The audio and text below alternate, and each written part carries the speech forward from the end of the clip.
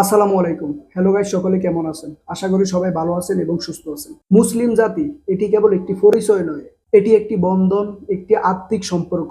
রাসূলুল্লাহ সাল্লাল্লাহু আলাইহি সাল্লাম বলেছেন, মুসলিমরা একটি দেহের মতো। দেহের এক অংশ আঘাত পেলে গোটা দেহ কষ্ট অনুভব করে। আজকে সেই কথারই বাস্তব প্রমাণ আমরা দেখছি। ফিলিস্তিনের যখন একটি শিশুর কান্না ভেসে আসে, তখন বাংলাদেশ থেকে মরক্কো, তুরস্ক থেকে ইন্দোনেশিয়া, সব মুসলিমের হৃদয় কেঁপে ওঠে।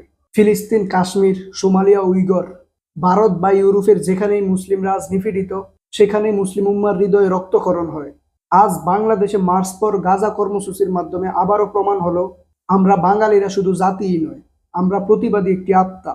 আমরা বাঙালিরা সবসময় নিপীড়নের বিরুদ্ধে, জুলুমের বিরুদ্ধে এবং অন্যায়ের বিরুদ্ধে। ফিলিস্তিনিদের ফাঁসে দাঁড়াতে শুধু মুসলিম হওয়া লাগে না, প্রয়োজন মনুষ্যত্ব, প্রয়োজন ন্যায়ের পক্ষে থাকা।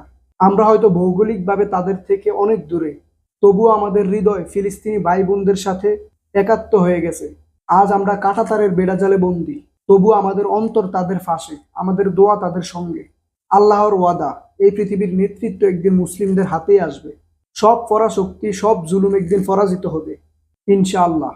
আর বিজয়ের সেই প্রবাদ খুব বেশি দূরেও নয়, কারণ রাত যত গভীর হয়, শুভে সাদিক ততই কাছে আসে। এই মুহূর্তে যাদের যতটুকু সামর্থ্য আছে, তারা ততটুকু দিয়েই প্রতিবাদ করুন এবং সাহায্য করুন, কারণ আল্লাহ তাকেই ভালোবাসেন যে কিনা অন্যের কষ্টে এগিয়ে আসে। আমরা আবারও প্রমাণ করলাম, বাংলাদেশিরা সব সময় মুসলিমের পাশে আছে, আর ভবিষ্যতেও থাকবে ইনশাআল্লাহ। বিশ্বের যেখানেই মুসলিমরা নিপীড়িত, আল্লাহ তাদের রহম করুন এবং তাদেরকে মুক্তি দান করুন। আর আমাদের সকলকে সত্য এবং ন্যায়ের পক্ষে থাকার তৌফিক দান করুন। আমিন। সফল হোক মার্চ ফর গাজা।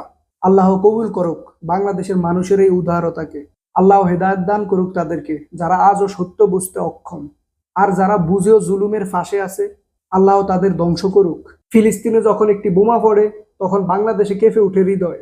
যখন গাজার মাটিতে এক শিশু মা হারায়, কিংবা যখন মায়েরা তাদের শিশুদের হারায়, তখন সে সকল মায়েদের বুক ফাটা কান্না আসে ঢাকায়, চট্টগ্রাম কিংবা রংপুরে। আজকের ফিলিস্তিন এক আবদ্ধ কারাগার। বাহিরের দুনিয়া যখন চুপ, তখন মুসলিম উম্মার হৃদয়ে আগুন জ্বলে। বছরের পর বছর অবরুদ্ধ, খাবার নেই, পানি নেই, চিকিৎসা নেই, তবুও তাদের ঈমান টলে না, মাথা নত হয় না।